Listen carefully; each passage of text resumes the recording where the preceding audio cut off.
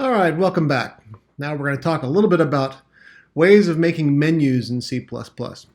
A menu is simply a list of things that you want someone to choose from a choice list for.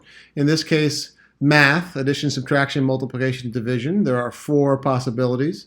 Just saved a little time and pre-typed it in. And you want to actually get a choice from them that says enter a choice from 1 to 4 and then gather the choice. And then based upon that choice, you want to actually do something.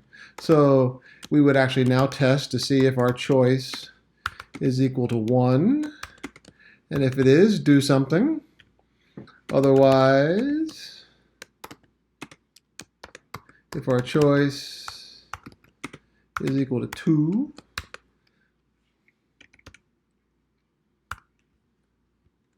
do the options for choice 2.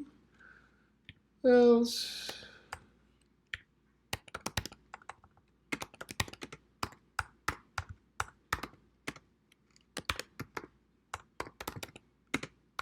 if it's 3, we'll do something.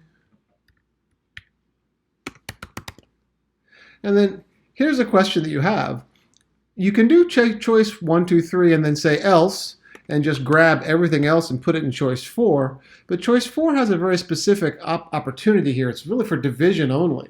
And notice we're taking choice as an integer. So if you have choice as an integer, that means you can have any possible value from negative values all the way to huge positive values. So the correct way to handle this is to handle it with a specific test to make sure that it's really what it is you're looking for. And then write that default or dangling else that handles everything else. So this is the structure of the way it would look like as a nested if-else set to choose which one of these. Because we can't have a whole series of ifs. That would be inefficient because you only have one opportunity here. So if you had if, that means all those ifs would be tested, and that would just be inefficient code. So since we're doing math, we know that we need a couple more numbers. We'll play in the integer number range.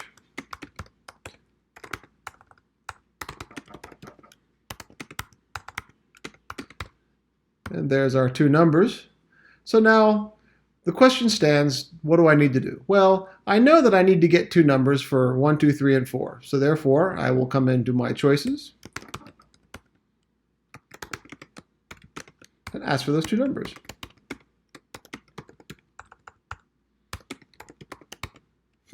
Two.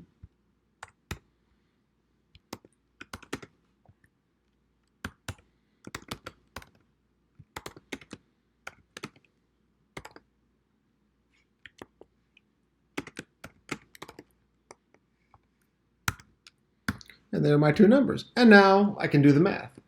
Now I can either do it and store it, but since I'm just going to print it out, I'm not going to worry about storing it.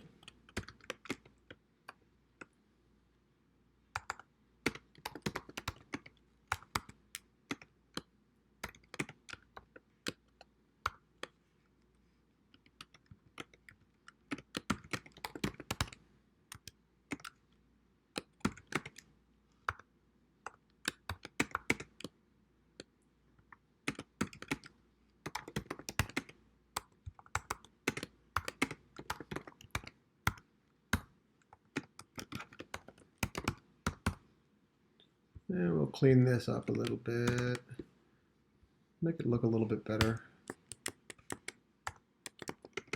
There you go. A little bit easier to read. So now you've got the addition part handled.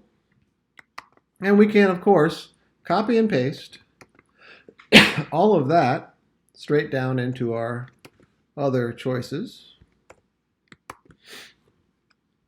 Change the symbol for addition to subtraction.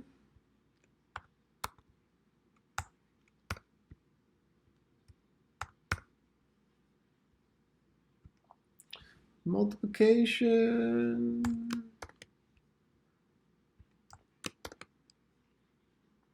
And division.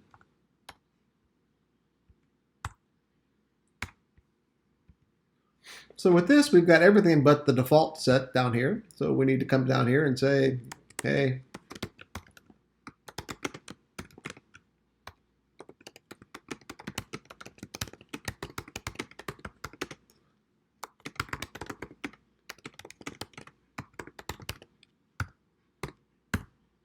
And there we go. So now we have solved the problem of how do I choose and how do I build a menu and make this work.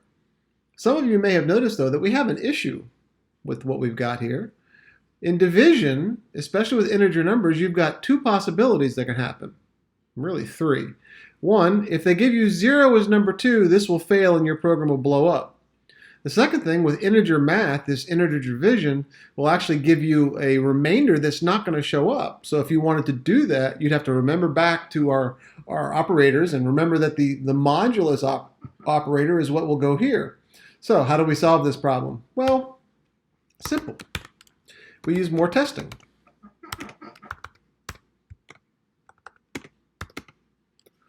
If it's a 0, we don't want to do anything. We just want to say sorry.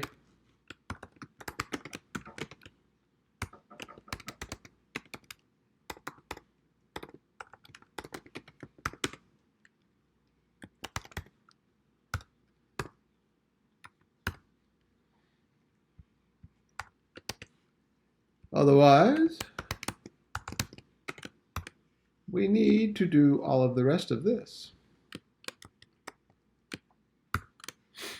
So that handles the divide by 0 and sets off the case for this piece right here. And then if you really want to handle whether you need a remainder or not, you can actually put another if in here.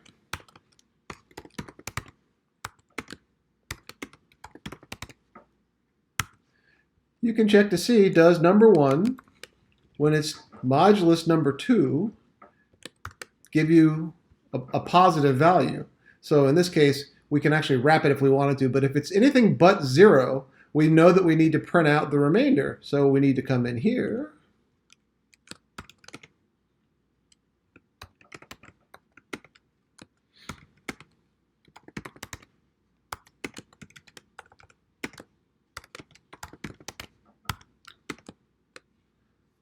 And put our closing.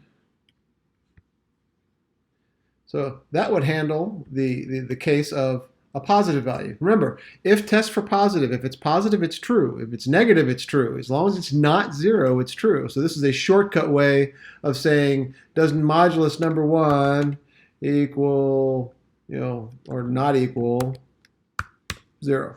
But I don't need to do all that. I can just use the value that it calculates. And then if it does, all I need is this.